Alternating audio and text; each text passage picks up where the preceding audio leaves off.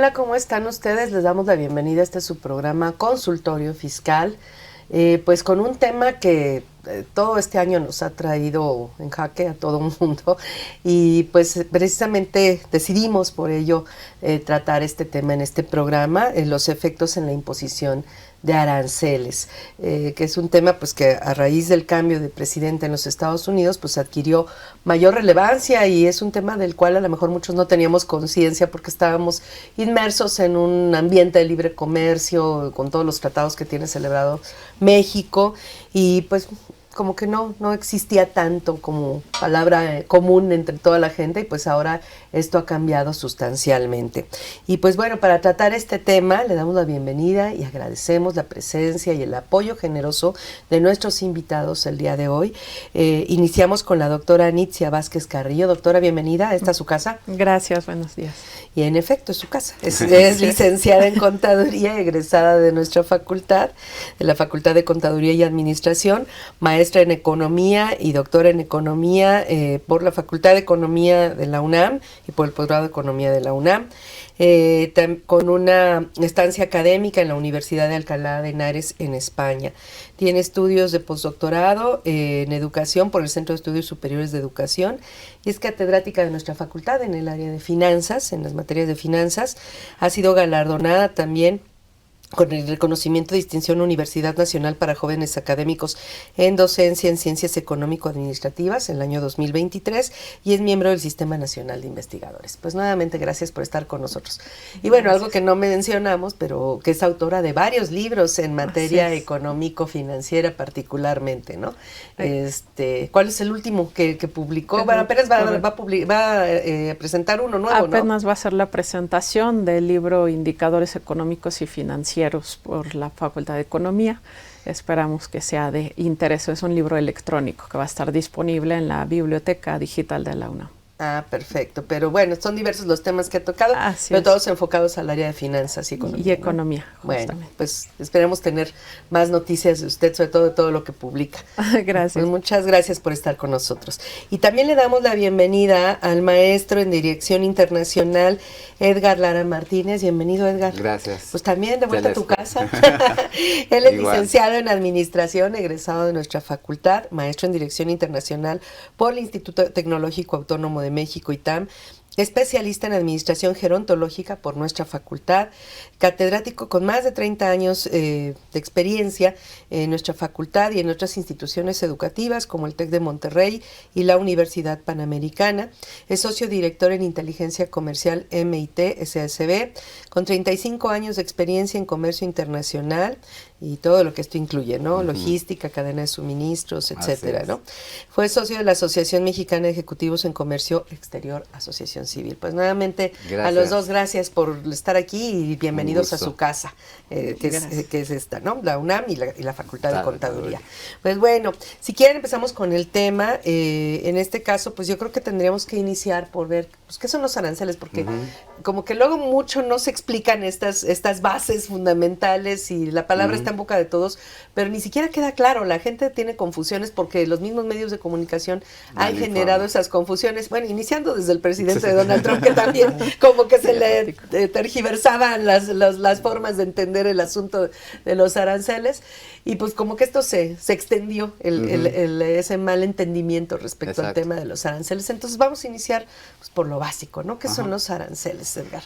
Pues yo me atrevería a comentar que el arancel es un impuesto que tiene varios objetivos al imponerse, ¿no? Cuando una mercancía va a ser llevada a otro país, que lo vendemos a otro país, se tiene que importar, que es la entrada legal de la mercancía, y tiene que pagar un impuesto. Esos impuestos son los impuestos de importación o aranceles, como los conocemos. Estos aranceles tienen varios objetivos, o sea, básicamente es pues controlar el flujo de mercancías que llegan al país. 2, generar un flujo de efectivo hacia el gobierno para el gasto público y a la vez tener cierta información de qué artículos están entrando a un país, en qué cantidad y en qué temporalidad están llegando, ¿no? Básicamente. Doctora. Pues en este caso, adicionalmente, una una perspectiva de Estados Unidos es tratar de proteger su industria, ¿no? Mediante este mecanismo.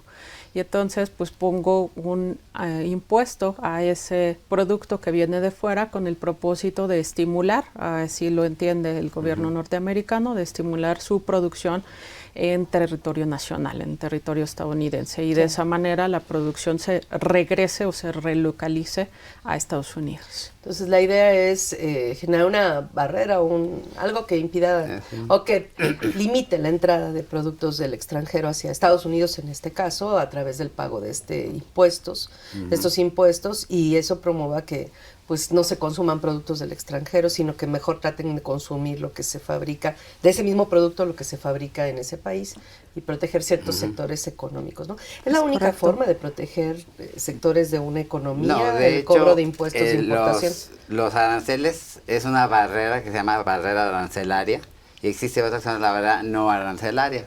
Ambas lo que buscan es proteger la industria, como decía la doctora, y obviamente las no arancelarias incluyen lo que son certificados fitosanitarios, de libre venta, todo lo que es análisis que luego se piden para no tocar el porcentaje del impuesto, pero por otro lado te estoy evitando políticamente más, trabas para entrar, ¿no? Ajá. Entonces son barreras arancelarias y no arancelarias. En ese caso. Ahora, quien paga el arancel es quien lleva el producto al país de que se trata. En este caso, quien importa la mercancía, quien compra, el comprador en Estados Unidos es el que va a pagar el impuesto, ¿no? En este caso. No sé si quiere agregar algo ahí, doctora. Pues sí, es una confusión también por parte del gobierno norteamericano, en el sentido de que, bueno, pues se les va a generar ingresos, van a recuperar su industria y por poco costo para el consumidor. En realidad los aranceles los termina pagando el consumidor, ¿no? Y eso es justamente lo que en Estados Unidos ya se ha visto. Digo, ahorita la política es más reciente y más notoria por el aumento que se hizo, pero desde 2018, en el primer periodo de Donald Trump, lo hizo, y hay ya estudios donde se señala, por ejemplo, que para proteger las lavadoras les incrementó el arancel, y eso lo que afectó fue la producción de lavadoras norteamericanas, y con ello el efecto también para las secadoras norteamericanas. Entonces lo pagan los consumidores. Así es. Obviamente eso genera inflación. Digo, el único caso en que podría no ser sería que el importador, el comprador, el que adquiere ese insumo o ese producto de consumo final asumiera el costo adicional del arancel. Pero eso es muy difícil. Las empresas siempre buscan generar utilidades, y obviamente disminuir su margen de utilidad a veces no les permite el precio disminuir el margen de utilidad, y tienen que incrementarlo forzosamente, ¿no? En ese caso. Ahora, lo que hemos vivido en estos meses ha sido el uso del arancel como una herramienta de presión política hacia otros países, ¿no? Y se ha jugado mucho con el tema de los aranceles de la semana que entra, mañana, pasado, tal por ciento, 50, no, bueno, 25, no 10, pero bueno, no, ya siempre no, otra vez vamos para atrás, y vamos a ir otro mes, y así estamos. ¿Realmente es tan fácil para una empresa poder operar bajo estas circunstancias? Estoy hablando de una empresa estadounidense, que está adquiriendo productos productos de cualquier parte del mundo, y que pues no sabe incluso cuánto le va a costar traer el producto. Indudablemente, ¿no? Genera una inestabilidad en el mercado, la gente no sabe exactamente qué sucede, y se ha hecho un uso indebido de las potestades que tiene el presidente en Estados Unidos o en cualquier país, donde puede decir que por cuestiones de seguridad nacional, por alguna afectación a nivel del país, pues ellos pueden tomar la decisión de imponer las cuotas. Pero ya se ha estado extralimitando en sí, no, y esto también refleja un poco o mucho, no sé, la falta de planeación en la toma de decisiones de ese tipo, ¿no? Porque no nada más es imponer, sino que hay una afectación a toda la cadena de suministro. O sea, toda la cadena de suministro tiene una afectación desde el proveedor hasta el cliente final. El hecho de imponer la cuota compensatoria, pues obviamente va a tener problemas. Se va a detener la cadena en la aduana, por ejemplo. Es decir, híjole, ahora tengo que pagar más, no tenía contemplado ese dinero, los embarques siguen llegando, se va a acumular, el cliente no va a tener la mercancía, y sobre todo, lo más importante, es que hay un sobrecosto que lo va a acabar pagando el consumidor final, ¿no? ¿Y qué tan fácil es que reaccionen, por ejemplo, las empresas ante este movimiento tan rápido en las tasas de importación que provocan Pues, que no saben cuánto van a pagar? Ya tienen la mercancía en camino y llega a la aduana y ayer era una tasa, hoy es otra pues tasa. lo que- Antes no existía, Lo ahora que va sí a pasar existe. es que yo como importador había hecho un presupuesto de cuántos iban a ser los costos y gastos para la importación, y al momento que viene esto no hay de otra. O yo asumo el costo, reduzco mi margen, o lo cargo al producto. ¿Y puede ocasionar esto que la mercancía se quede atorada en la aduana? Sí, porque al momento de que yo no tengo el dinero que había contemplado, no son importaciones de $1, son de muchos miles de cientos de dólares, que pues se va a detener y van a buscar quizás un recurso legal, ¿no? Para un amparo o algo así que hay en Estados Unidos para imponerlo de esa manera, ¿no? Lo chistoso es que se le impone el impuesto a productos que son de compañías norteamericanas que van al mercado norteamericano. Entonces el daño para nosotros, así como que sí hay daño, pero es mayor al norteamericano, ¿no? Ujú. Entonces, en ese caso no es algo que con lo que pueda responder inmediatamente en la toma de decisiones una empresa, por ejemplo. Pues hay que pagar. Lo más Y rápido si no es, tienes dinero, ese es un problema, porque no podrías sacarla de la tienes aduana, ¿no? liquidez, y la decisión es, o yo asumo, reduzco mi margen para que salga al mismo precio. Porque a lo mejor ya tienes precios pactados que no Exacto, puedes mover tampoco. exacto. O sea, Ya tienes no un son contrato decisiones que se puedan exacto. mover de un día para otro, así como se está planteando Entonces, en mover la tasa impositiva, así ¿no? lo inmediato es, ¿qué hago? Reduzco mi margen, lo absorbo yo como importador, o lo traslado directamente el incremento al cliente, que tampoco no es lo más viable, porque el cliente va a dejar de comprar. Y hay que considerar qué tipo de demanda tiene el producto que está llegando. No es una demanda elástica, definitivamente no me lo van a comprar si yo le incremento el precio. Si es una demanda inelástica, bueno, incremento el precio y lo van a seguir comprando, pero regularmente los productos de consumo son de demanda elástica. Ujú. Y en este caso, ¿cómo nos afectaría, por ejemplo, a nosotros, donde prácticamente el 80% de lo que exportamos se va a Estados Unidos? O sea, México es tremendamente dependiente de lo que se vende a Estados Unidos, ¿no? De las exportaciones hacia Estados Unidos. ¿Cómo nos afecta? Si bien es cierto, nosotros, las empresas mexicanas, no lo vamos a pagar porque el importador está allá en Estados Unidos, digo, a menos que tengamos una sucursal, ¿no? Allá y ellos, o una empresa, una filial, y sea la que esté importando allá. Pero generalmente, pues los exportadores les venden allá y ellos ya pagan, en su caso, el impuesto general de importación. ¿Cómo nos afectaría a nosotros? Y además, bueno, también hay que considerar que tenemos el TEMEC. Entonces, ¿qué tanto realmente los aranceles hasta ahorita han afectado a la industria mexicana, a los exportadores, o qué tanto no en ese sentido por el TEMEC, y cuánto se puede conservar esto, ¿no? Hay un factor muy relevante, la incertidumbre. Para hacer negocios necesitas certidumbre para hacer las planeaciones. Si bien efectivamente ahorita el arancel no se aplica a los productos que están dentro del TEMEC, que podríamos decir que es un 90%, al mismo tiempo el comercio exterior de México, las exportaciones son el 80% a Estados Unidos. Pero al mismo tiempo refleja la incertidumbre en el sentido de, me dice que a lo mejor en julio pues ya también van a incluir productos que estén en el TEMEC, o lo cambia o lo pone algunos días. En ese sentido, bueno, pues por ejemplo, nosotros somos proveedores de mucha materia prima, muchos productos agrícolas. Esos productos no pueden estar esperando a los cambios de tasas para ver cuál es el mejor momento para llevártelo a la exportación. Cuando salga la cosecha, yo tenía cierto apartado para llevarlo a la exportación y otro para el mercado mexicano. Si se te queda en el mercado mexicano, aquí puede haber una sobreoferta, te bajan los precios y entonces el productor, el agricultor, pues obviamente si ya tenía su cosecha a cierto precio pactado, pues resulta que ahora vas a recibir menos. Y entonces, ¿qué hago? Podríamos llegar a un impacto en donde en lugar de vendértelo, pues que se echa a perder, lo tiro a la basura porque no me es rentable. O bien, al contrario, pues fíjate que sí voy a necesitar, no sé, los jitomates, los aguacates, que es de los principales productos que se van a Estados Unidos, y entonces los precios me cambian aquí y aquí tengo ya no sobre oferta, sino tengo un exceso de demanda. Entonces, con esas pocas planeaciones, eso afecta, por ejemplo, a los precios de los restauranteros aquí en México. Y entonces ahora si me piden guacamole, pues ¿a qué precio lo voy a dejar? Entonces, esa incertidumbre entre no saber cuánto pedir, a qué precio, cuál va a ser mi margen de ganancia, esa incertidumbre no me permite planear en el largo plazo, porque la planeación de la política económica de otro país, pues les están haciendo en términos de 90 días, ¿no? Y me quedo con eso. Ahora, esto se ve agravado por el hecho de que de por sí, ya hablando de los productos agrícolas, tenemos el contexto de un problema de cambio climático, ¿no?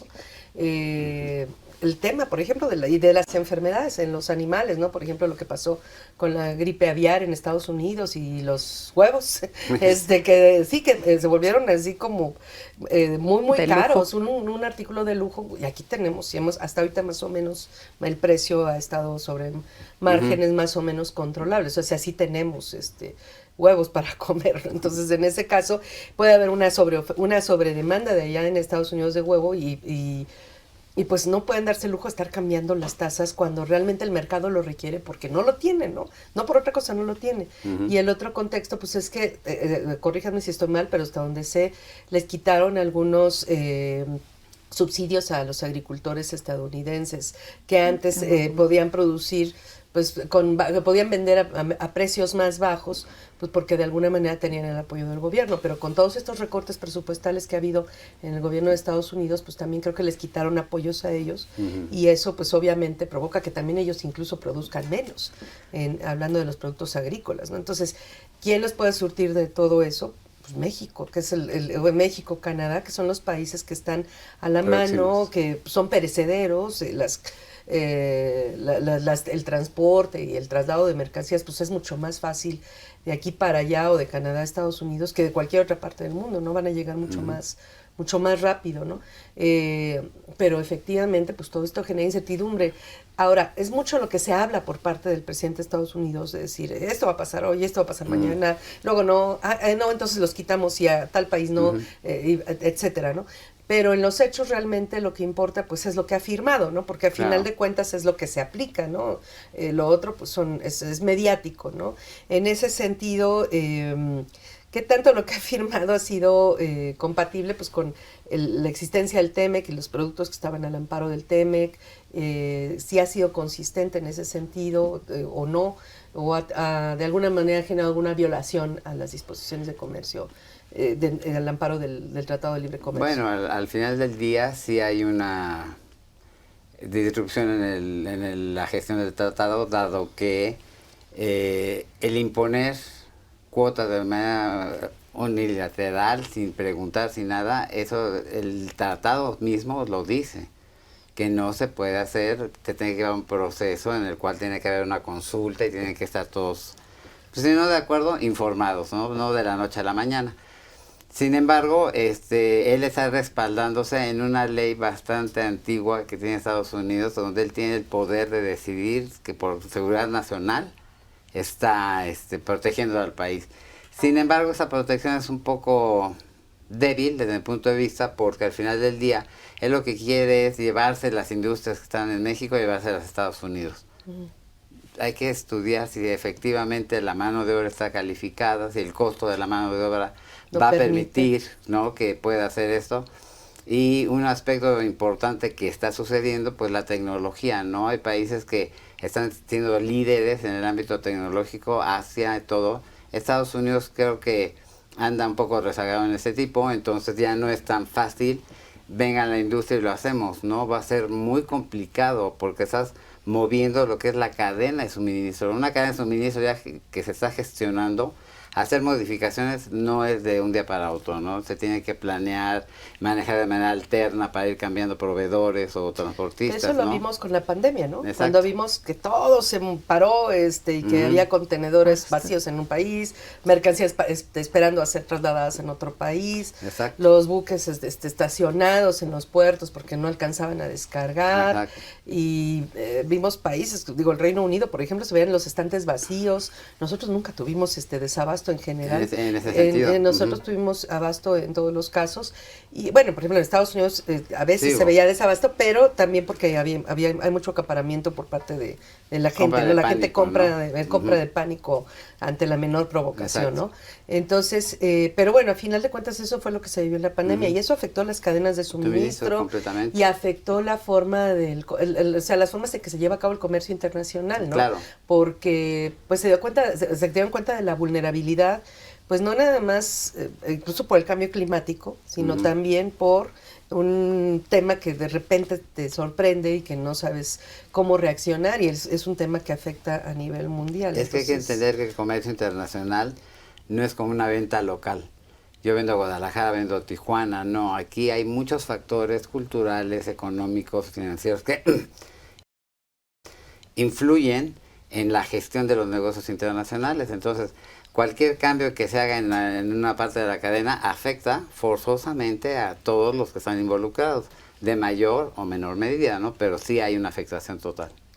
¿Qué tanto ha cambiado las importaciones, exportaciones después de la pandemia? ¿Se ha regionalizado? O sea, ¿se han cambiado la forma en que se proveen de productos los países, considerando que puede haber un contexto de ese tipo en cualquier momento? Eso se esperaba con el optimismo por el nearshoring y que llegaran inversiones a países como México, por ejemplo. Sin embargo, lo que estamos viendo es que los encadenamientos productivos, o las que se llaman cadenas globales de valor, es que un producto no se hace en un solo país y no entra y sale una sola ocasión. Por mencionar un auto y una partecita, el motor. El motor primero, pues tal vez el acero, pues sale de Estados Unidos, de Canadá, luego regresa, luego viene a México, se arma, se ponen algunos dispositivos, se vuelve a ir a Estados Unidos, regresa otra vez.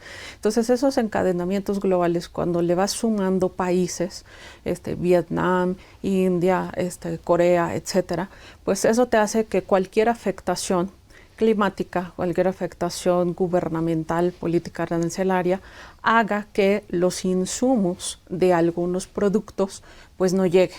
Y en su momento lo que sí se vio a partir de la pandemia eran los famosos chips. Los chips no llegaban para las computadoras de los autos, mientras las armadoras ya tenían el auto, la estructura del auto, pero no por poderlo poner a funcionar.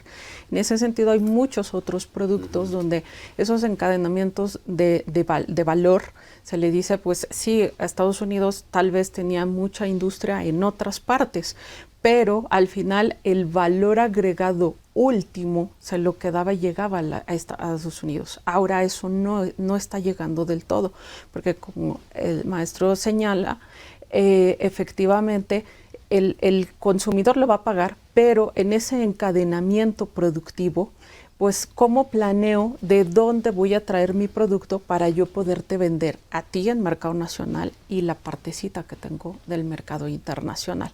Entonces, la globalización hace que un producto yo lo pueda encontrar prácticamente en cualquier parte del mundo, pero ese producto no necesariamente se hizo en un solo país. La política arancelaria lo que hace es que las afectaciones en precios y en el abasto de productos sea desequilibrio para todos los países y para todas las cadenas de valor. Ahorita apenas son, digamos, que 5 meses, va a ser el 6º mes, con esta política arancelaria más estricta, más sorpresiva, pero el segundo semestre de 2025 es cuando vamos a ver implicaciones económicas para crecimiento, para empleo, para inflación. Así es. Sí, de hecho ahorita ha sido un sí lo hago, pero luego me echo para atrás, ¿no? O sea, realmente ni siquiera ellos han sentido el impacto precisamente porque no se ha aplicado de lleno. Ya quiero ver las aduanas, ¿no? O sea, cuál es la noticia del día de hoy, ¿no? Cuál es el arancel que aplica y a qué productos y a qué no, ¿no? Yo creo que ha sido más una herramienta para obligar a los países a sentarse a negociar y a las empresas, en un momento determinado, las multinacionales, porque ya no nada más se negocia a nivel país, se negocia a nivel empresas multinacionales, pues para tratar de que hagan o que tengan el comportamiento que aparentemente Estados Unidos requiere, ¿no? Planteaban en alguna columna de los grandes problemas de Estados Unidos que habían hecho que, porque suena como si estuviera loco, ¿no? El presidente, pero no, o sea, dicen, no, sí hay un contexto en el cual llega él en este segundo periodo que lo obliga a tomar ciertas decisiones. O sea, a lo mejor las formas desde luego no son las mejores, o sea, desde luego no son las mejores, y el estar jugando hoy con este sí, con este no, ahora sí, ahora no, mucho de su estilo, pero decían que, bueno, efectivamente Estados Unidos tiene un problema fuerte de desindustrialización, tenía un problema fuerte ya en cuestiones tecnológicas, de que se está viendo rebasado por China, particularmente. No lo alcanza, ¿no? China va adelante de todos en muchos sentidos, aunque también tiene algunas codependencias que no le permiten avanzar todo lo que quisiera. Y el tema de la deuda, el tema de la gran deuda que tiene también Estados Unidos, ¿no? En ese sentido, digo, por todo lo que pueda parecer de reprobable y como improvisado y demás, ¿qué tanto hay de cierto o de necesario para que se tomen este tipo de medidas? ¿Y cuál sería realmente el propósito a mediano o a largo plazo como país para entrar a este juego? Pues si bien es cierto, ahorita todavía estamos jugando a sí, no, esta tasa sí, esta tasa no, contigo sí, contigo no, este producto sí, este producto no. El tema de los aranceles va, ¿y por qué va? O sea, ¿cuál es el objetivo a largo plazo o a mediano plazo? Pareciera muy arbitrario, pero en realidad detrás es toda una política económica, incluso histórica, de Estados Unidos, en donde se centra como el país de los elegidos, y entonces aquí los americanos somos los que hacemos, decidimos y vamos a influir. Y aquí vamos a poner un país demócrata, un país con ciertas libertades que lo vamos a transmitir al mundo. Y en ese sentido el discurso trumpista es: vamos a hacer América grande de nuevo, bajo el mismo el lema y el discurso que subyace es: pues, somos los elegidos y nosotros debemos continuar con el país hegemónico. O sea, aparentemente sienten que la caída del imperio ya está a punto y lo que quieren es prolongar la estancia del imperio, ¿no? Debe ser evitarla economía. Totalmente, ¿no? Y que el hegemónico no se convierta en otro país, porque la hegemonía no solo es en términos de comercio o de producto, eso es lo de menos, es en la influencia política, en la influencia cultural, en cómo otros determinan su política económica en función de lo que yo digo. Y ahora tal parece que ya me están haciendo menos caso a mí, y entonces incluso las formas de la deuda cambian. Estados Unidos, a cambio de la deuda a través directa del gobierno norteamericano o de sus instituciones, Fondo Monetario, Banco Mundial, es establecer condicionantes políticas de política económica, pues baja tu déficit, haz esto en materia de política social, etcétera. China no, China negocia a través de otros mecanismos. ¿Quieres que te preste? Está muy bien, sí. Pero yo te traigo un trenecito que te hace falta, yo te traigo ese producto, esos minerales, esas materias primas que a mí me hacen falta. Entonces el cambio de dinámica y de principios están ahí. Pues es todo un tema en ese sentido. La verdad es que se nos ha caído mucho el velo de los ojos, ¿no? Ni es la democracia que nos pintaban en las películas, ni hay fortaleza en las instituciones que nos planteaban en las películas, ni hay justicia, ni es un país libre, abierto, es un país de migrantes, pero hay de migrantes a migrantes, según esto, ¿no? Pero lo que pasa es que creo que hay que considerar que el ambiente de negocio, el ambiente de política ha cambiado. Ya no es lo mismo de hace 30, 40 años cuando había una hegemonía, cuando no, ya ahorita ya está todo muy diversificado, muy debilitados hasta cierto punto, y hay que reconocer que hay que irnos adaptando a las nuevas condiciones de mercado. La pandemia fue una prueba de ello, cómo detonó la entrega de compra por internet, de entrega inmediata, o sea, eso fue una cosa, un brinco cuántico tremendo el que pasó en la pandemia. Es más, los que desarrollaron el negocio electrónico no tenían contemplado esos volúmenes, ¿no?, tan exorbitantes. Pues bueno, vamos a hacer una pausa en este momento y continuamos con este tema después de la misma.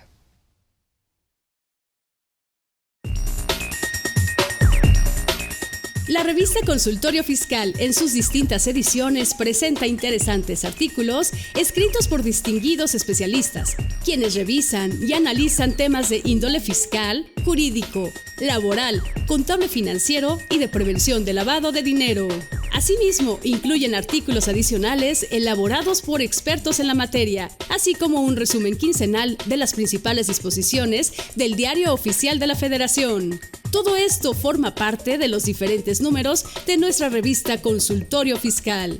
Puedes suscribirte a través de la tienda electrónica publishing.fca.unam.mx o en la revista electrónica consultoriofiscal.unam.mx.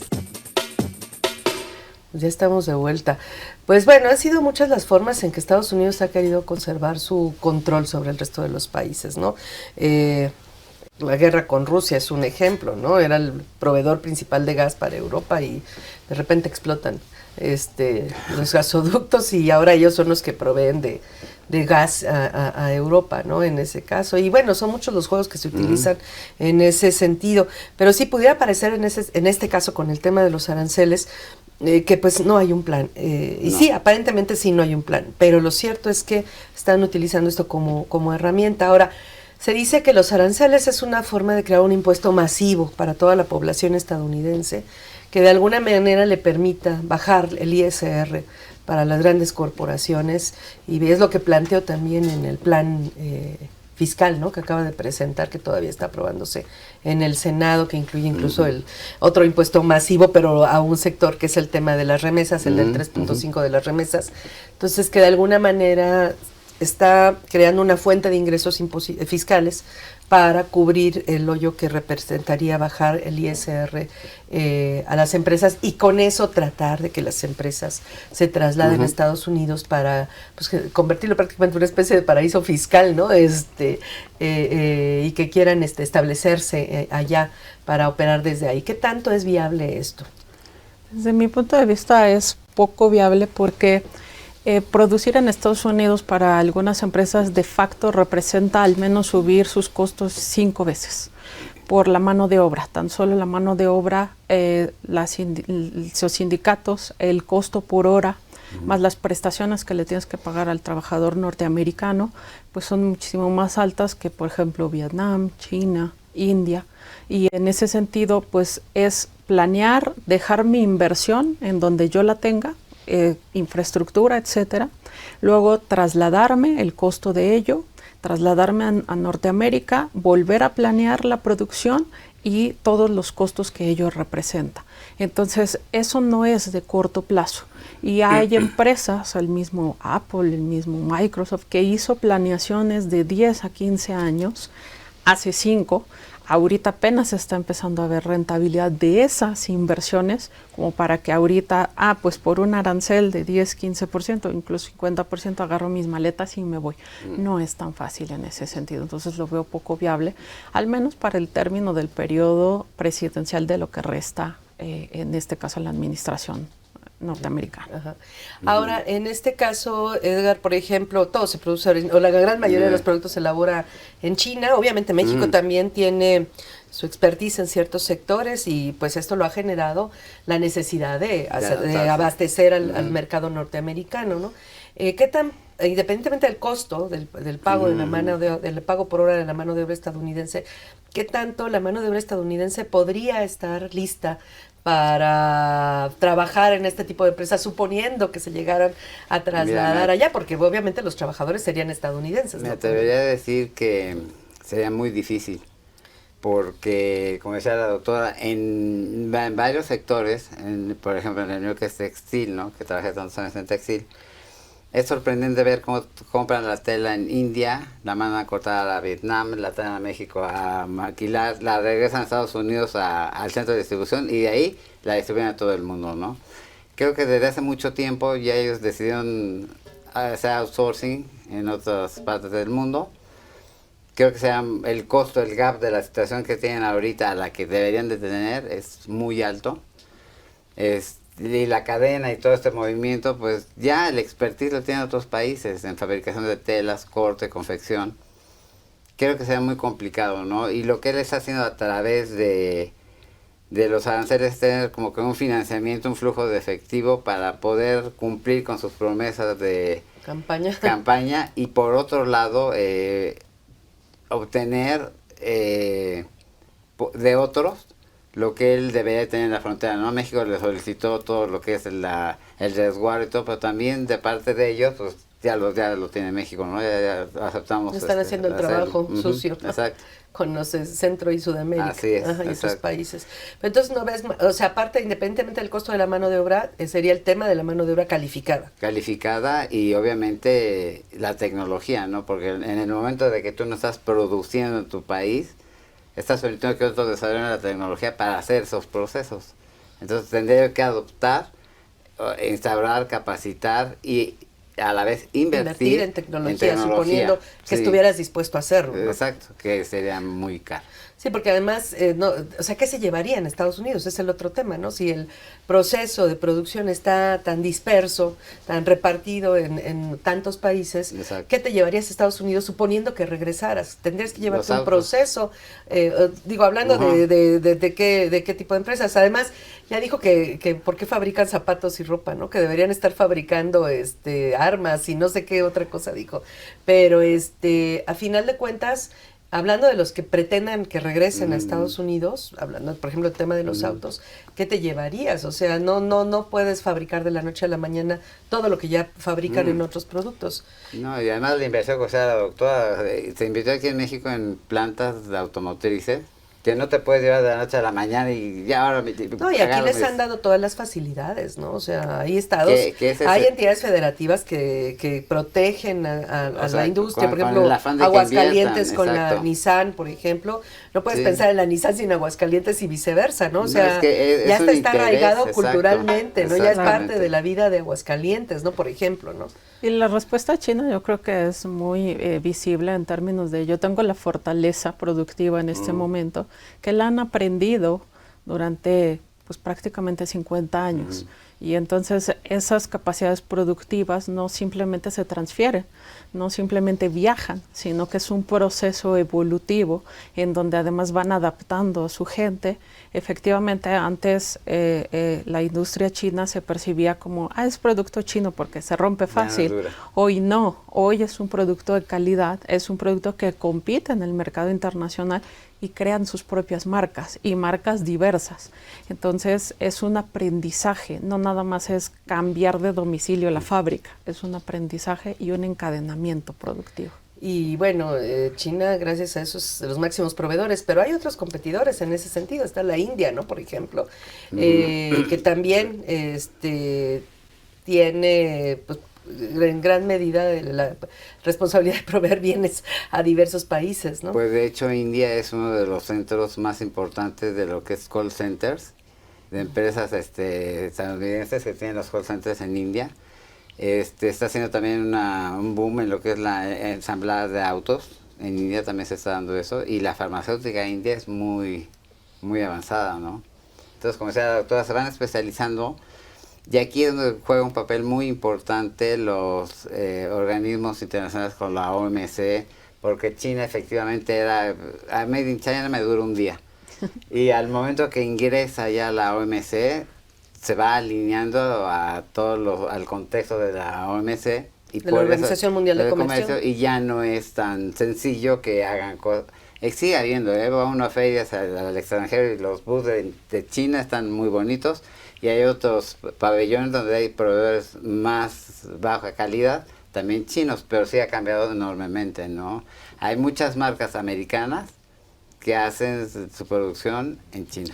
¿Qué tan viable es, por ejemplo, acudir a uno de estos organismos internacionales como la EMC, suponiendo que haya una violación, por ejemplo, del TEMEC o una violación de carácter comercial?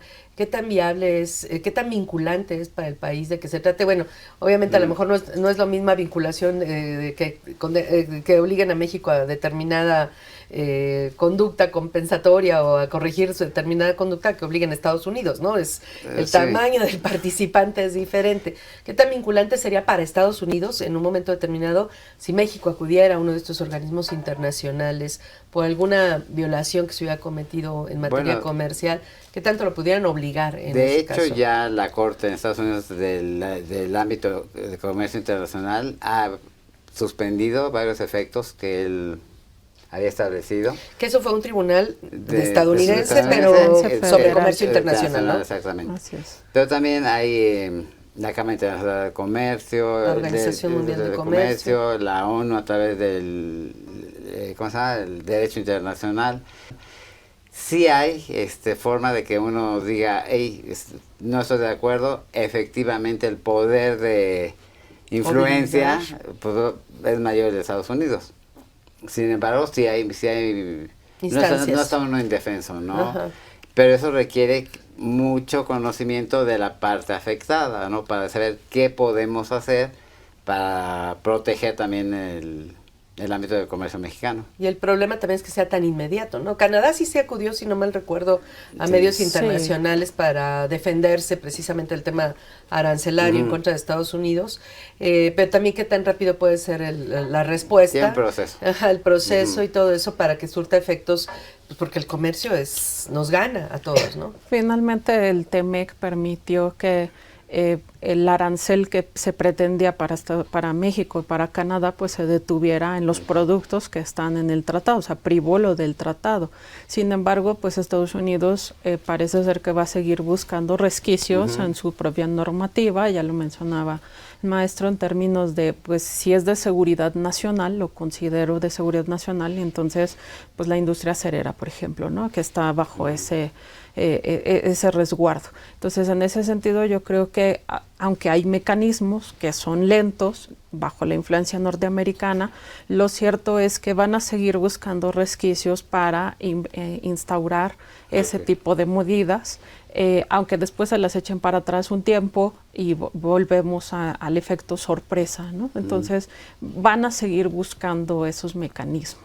Y pues se han planteado varios, ¿no? Bueno, está el tema de los aranceles, que ese es uno, pero está también el tema de considerar como terroristas a los cárteles mexicanos, que eso también es un mecanismo para impedir o para detener un poquito el flujo de efectivo entre los países. Porque tal empresa o tal persona está considerada como posible participante en una actividad de terrorismo, entonces también eso dificulta el flujo económico entre los dos países. O sea, lo que sí, aparentemente sí es un plan dentro de la Operación México-Estados Unidos, pues es de alguna manera limitar la actividad económica en México hacia Estados Unidos, ¿no? Eso aparentemente sí va en ese sentido, porque ese es el uso de los aranceles, el tema de los cárteles, el uso político que le han dado a los aranceles, al tema de los cárteles, el tema del fentanilo. Se le ha dado más un uso político más que otro, como para detener la actividad económica de México y regresarnos a la gente, a los migrantes, en fin, generar un otro ambiente de negocios entre México y Estados Unidos, ¿no? Pues el reciente impuesto o amenaza de impuesto a las remesas es otro ejemplo, ¿no? Para que el dinero no salga de Estados Unidos y se quede allá, ¿no? Sí, pero entonces en ese caso como que los propósitos son otros. La herramienta es el arancel, es el cártel terrorista. ¿Qué objetivos ocultos, ¿no? Obviamente quieren cambiar todo el contexto en ese caso. Pero realmente se puede, estamos tan integrados económicamente, por ejemplo, en el caso de los autos, ¿no? De cómo se produce un auto entre los tres países, ¿no? Entonces, realmente, pues digo, económicamente, o sea, logísticamente no es tan viable el tema. Por el grado de integración que existe. Por el grado de integración económica que existe. Entonces, pues suena como que eso no es posible. Entonces, ¿cuál sería el plan más a futuro, ¿no? Yo creo que va a ser una adaptación de los actores, ¿no? O sea, cómo México se va a adaptar, cómo el resto de América Latina se va a adaptar en un contexto donde Estados Unidos, por un lado, va a seguir con esa política y China va a seguir con su política de mandar más inversión a todo el mundo y más marcas, más producto. Entonces vamos a estar viendo como esa pugna constante en donde cómo te vas a adaptar, donde pues la negociación no puede ser o uno u otro, es que tengo que negociar con los dos. En el caso mexicano esa es la realidad, ¿no? Y en el contexto de América del Sur, por ejemplo Brasil, pues pensar sin la inversión china, pues se te cae el crecimiento de Brasil. Bueno, pero ellos todavía es más difícil, ¿no? Porque ellos están en los BRICS, entonces es más difícil que dejen a China, por ejemplo, ¿no? Así es, y eso a pesar de costarle, por ejemplo, la Amazonía, la deforestación, ¿no? Y el cambio que eso representa. Exacto. Entonces, yo creo que esa pugna va a continuar y lo que veremos es cómo nos vamos a ir adaptando, tanto Europa, tanto África, tanto México ya en lo particular, a esa pugna entre los países por la hegemonía. Que de alguna manera lo que han pretendido es que China se vuelva más economía prestadora de servicios más que productora, ¿no? Eso es lo que quisieran. Pero está difícil. Además, rompe los equilibrios, ¿no? O sea, ¿qué porcentaje de la población es China? ¿Qué porcentaje mundial, ¿no? ¿Qué porcentaje de la población mundial es India, ¿no? Entonces, si tú les quitas la producción global de bienes, que ese ha sido su papel hasta ahorita, ¿qué va a pasar con toda esa cantidad de gente, es ¿no? Imposible o sea, suponiendo que lo hagas, ¿no? ¿Qué va a pasar con toda esa gente? Rompes los equilibrios globales que de por sí son muy frágiles, ¿no? Tanto India como China tienen la capacidad de romper cualquier equilibrio por su población y por su producción. Entonces ahí es muy difícil el bajarle. ¿Cómo se pelearon con Estados Unidos? Está bien, no te surto. Y a ver, ahí se quedan los barcos esperando, ¿no? Y lo obligaron ahí ahí demostraron su poderío, ¿no? Exactamente, por esa cantidad de productos, sus escalas de producción que tienen, impresionante, ¿no? Entonces ahí demostró ¿no quieres? Bueno, ok. Ya no surto, ya no te doy, ahí fue lo primero que empezó a decir, bueno, soy benevolente y lo bajo, pues sí, porque pues se puso con Sansón a las patadas, ¿no? Y sí, tiene cada vez una política más agresiva también China en ese sentido, ¿no? O sea, más determinante, está bien, paro la proveeduría y a ver qué hace, se quedan en los barcos a la mitad, ¿no? En ese sentido. Ahora, México tenía ya todo un plan alrededor del TEMEC, pues porque antes, el año pasado, consideraba pues que esto iba a continuar, estábamos en un contexto de nearshoring, de que se iban a venir las empresas después de la pandemia, se iban a venir a establecer aquí, precisamente porque trasladar bienes ya era más complejo por el mundo, y que se vinieran a producir aquí, ¿no? Y pues de alguna manera sustituir todavía más a China, porque inclusive llegamos a ser el primer socio comercial de Estados Unidos y desplazamos a China a un segundo lugar, ¿no? En un momento determinado. Entonces, la idea era consolidar esto y era un buen plan. Sí, era un buen plan, ¿no? O sea, pues digo, era un plan realista, crear los medios de transporte, vía los ferrocarriles, de todos los productos, para poder pasar mercancías del este al oeste, de Sudamérica a Norteamérica, incluso producir, ¿no? Por el interoceánico, ¿no? Agregar valor a los productos que vienen de otros países y sacarlos ya como productos terminados por el Golfo, etcétera. Y nos cambian todo el contexto. Ahorita estamos ante es el tema de qué va a pasar, la incertidumbre de qué va a pasar con la negociación del Tratado de Libre Comercio en ese sentido. Pero pues lo cierto es que depender menos de China para Estados Unidos implicaría depender más de México, no hay de otra, ¿no? O de Canadá, ¿no? Que son sus principales socios comerciales. O sea, si no quiere que China lo amenace con limitar la proveeduría de bienes, que de alguna manera lo tenga pues controlado a través de eso, pues lo único que le queda es integrar más económicamente la región y producir con los tres países, ¿no? O sea, no hay de otra, ¿no? Porque México ya tiene pues algunas cadenas de producción que ya están establecidas. Aquí no las puede quitar, no se las va a llevar para allá tan fácilmente. Entonces, pues lograr una menor dependencia de bienes de China equivaldría a desarrollar pero no nada más el país, sería la región, ¿no? Sí, pues, sería fortalecer la zona de libre comercio, ¿no? Que al final del día esa es la integración que tenemos con ellos. Y sería evaluar si México y Canadá tienen la capacidad productiva de sustituir lo que China les está dando, ¿no? O sea, hay que tener que hablar de inversión por parte de México, por generar una infraestructura tal que pueda yo soportar la demanda de Estados Unidos, ¿no? Pero qué tan viable es o qué tan posible es que el TEMEC caiga o que el TEMEC se consolide en ese sentido.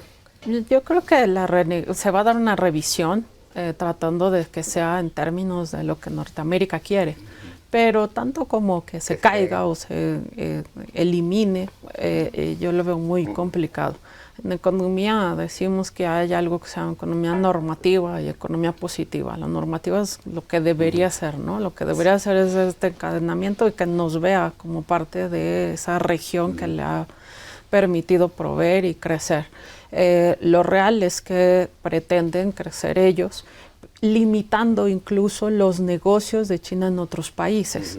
Entonces, pues a nosotros yo creo que lo que nos queda es negociar en un escenario donde ni me puedo ir totalmente contigo, ni me puedo ir totalmente con el otro, porque tengo encadenamientos productivos para ambos lados y además tengo otros 90 y tantos tratados de comercio y otros encadenamientos productivos con Europa, con Sudamérica, digo menores, pero son encadenamientos productivos. Pero ese ha sido, digamos, el talón de Aquiles del TEMEC para México, ¿no?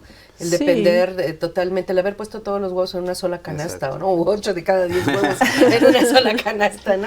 Sí, y sin embargo, si vemos el comercio en México y la estructura económica en México antes de lo que era el Telecán y después del Telecán, es que en realidad sí nos ha diversificado. Tenemos más socios que antes. Lo que pasa es que esos otros socios no son tan relevantes como lo es Estados Unidos. El tamaño del mercado y la cercanía determinan todo, ¿no? Exactamente. Entonces, pues, ¿qué nos queda? Pues, en economía normativa, pues, seguirnos diversificando, buscando otros socios y sí, hacernos de ese mayor socio China, porque él es el que en este momento tiene ese que le dicen leverage, esa ventaja para las negociaciones. Nosotros no tenemos esa ventaja, pero él sí, y al tener esa ventaja China, pues entonces pues hay que voltear a ver ese mercado, ¿no? Al consumo chino, el consumo coreano, el consumo japonés, pues va a demandar de productos que nosotros podemos poner en el mercado. Así es. Ahora, el tema de los aranceles, bueno, se supone que era proteger, o es lo que dice la teoría de los aranceles, ¿no? Proteger determinados sectores económicos internos. Pero lo cierto es que en estos 3 meses que del periodo de Trump, el déficit comercial ha subido, ¿no? O sea, hemos vendido más de lo que vendíamos respecto a lo que les comprábamos respecto a otros años, ¿no? Han estado, ha provocado el efecto contrario con Estados Unidos, ¿no? No sé cómo está en ese sentido. Sí, lo que pasa es que, tener superávit o déficit no es solo la diferencia entre exportaciones e importaciones, sino lo que exportas y lo que importas. Y por eso se ha dicho, bueno, pues Estados Unidos es, sí, un deudor neto y por años, pero no es lo mismo comprar, pues, qué sé yo, tecnología, autos, que comprar aguacates y melones, pues, cuáles son más costosos y cuáles puedes también, revender, ¿no? Entonces, en ese sentido, muchas veces el superávit mexicano que llega a tener en ciertos periodos no es porque, bueno, sí, vendemos menos, pero es porque nos demandan menos. O sea, no es una situación ni siquiera que se esté decidiendo por México, sino por que tu principal socio pues te está demandando menos. Entonces es lo que pasa en el pero mercado comparado norteamericano. con otros primeros trimestres, digamos, creo que compraron más, ¿no? Ellos respecto a otros años, ¿no? Eso es correcto, ¿no? En este momento. Pero reitero, depende mucho de los momentos y depende además eso cómo te impacta en tu crecimiento económico. Y lo que estamos viendo es, más allá de superávit o déficit, pues cómo te está impactando en los crecimientos. México está a punto de estar en estancamiento y pues ya muchos analistas señalan, y no solo de instituciones de públicas, privadas, de organismos multilaterales, que Estados Unidos va a resentir en producto y en empleo, donde el empleo además pues es un factor que le importa mucho a la Fed, al Banco Central norteamericano, porque está así dentro de sus directrices, ¿no? Entonces, el resultado ahorita no es tanto compras y ventas, eso es un factor macroeconómico mínimo. El tema ya es el nivel de vida de la población. Todo lo demás, así es. Que se ve ya desde hace años, ¿no? En los últimos años hemos visto cómo la forma de vida, el nivel de vida en Estados Unidos ha ido yendo para abajo, ¿no? La gente trabaja más, apenas subsiste, no alcanza, muchos pasan al vivir en las calles, ¿no? Porque aunque tengan un trabajo, a veces no les alcanza para pagar una casa, ni siquiera una renta, etcétera, porque los inmuebles se han encarecido, o sea, sí ya tienen situaciones económicas muy complejas, ¿no? Sí, de hecho el Buró Económico norteamericano señala que la racha anterior de aranceles les costó a los consumidores un ingreso de entre $1,200 y $1,500.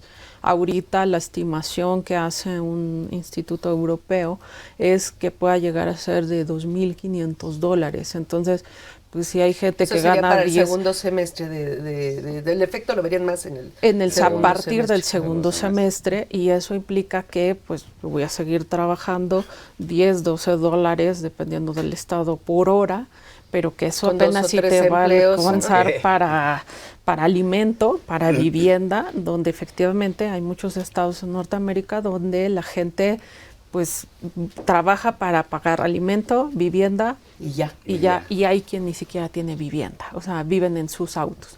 Entonces, esa circunstancia de que la protección a la industria le va a llegar al consumidor final, no, es falsa, es errónea. Y bueno, con menos productos agrícolas subsidiados en Estados Unidos, pues los alimentos tendrían a subir, que ya de por sí están muy altos, ¿no? Allá, aparte del tema de las barreras arancelarias que están poniendo para productos del exterior, ¿no? O sea, entonces eso complica todavía más el escenario para el consumidor estadounidense, ¿no? Sí, por ejemplo, la carne norteamericana que se vendía mucho en China, que se vendía mucho en otros países, pues ahorita los chinos dijeron, pues en tus restaurantes ya no quiero esa carne, la van a sustituir por carne australiana, que te dice que es de la misma calidad. Y más cercana, ¿no? Por supuesto. Pues se nos acabó el tiempo, no sé si quieras cerrar con algo, Edgar. Pues solamente el tocar el tema de que veamos y analicemos la importancia que tiene el comercio internacional en nuestro país y las decisiones que debemos de tomar para estar preparados para cualquier situación que se presente. Doctora.